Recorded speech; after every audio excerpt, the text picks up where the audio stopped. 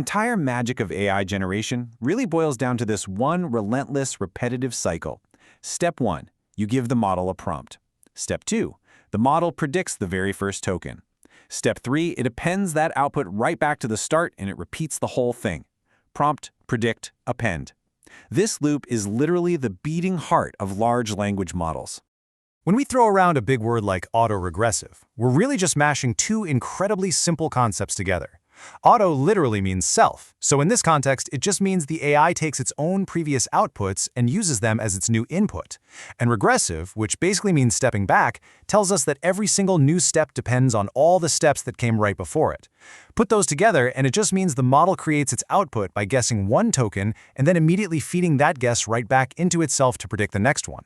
It's actually generating brand new content this way rather than just classifying data. Now, if you ever read a research paper on this stuff, you are absolutely gonna run into a terrifying string of math that looks something like this. The math is simply saying, hey, the probability of your second word is based entirely on your first word. The probability of your third word is based on your first and second words combined. It's just plain English logic mathematically proving that autoregression means every single token depends on the history of all the previous tokens. That's it. Let's look at how this actually builds in real time.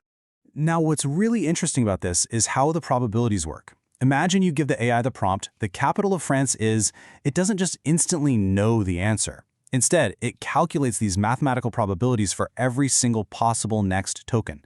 It's sitting there thinking, okay, there's an 87% chance the next word is Paris, maybe a 6% chance it's located, a 3% chance it's A, and so on. It's like looking at the model's internal dashboard of possibilities. So based on those odds, the model makes its choice. It samples Paris as the clear winning token. Boom, that's iteration 1, completely done. But here is where that auto part of autoregression really kicks in. The model takes its own answer, Paris, and glues it right onto the end of your original prompt. So now, the new input is, the capital of France is Paris. And just like that, it calculates a completely new set of probabilities for what should come next. Now it's seeing a 45% chance for a comma, a 30% chance for a period, maybe a 15% chance for the word and. It picks the comma. The sequence grows just a tiny bit longer. It appends that comma to the sentence and feeds the whole shebang right back into the machine.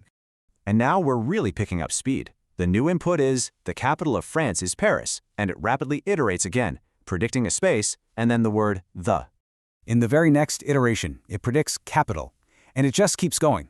This loop repeats over and over, token by token, compounding and building out the sentence until it finally hits what's called a stop token.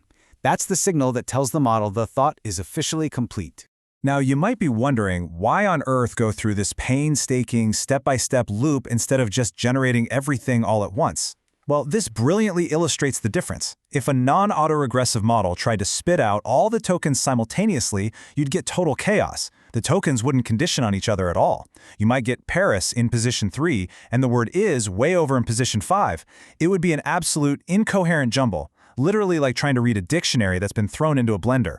Autoregression guarantees coherence because every single token builds directly on the actual words that came right before it. Position 6 has full context of positions 1 through 5, which ensures a perfectly logical, natural-sounding continuation.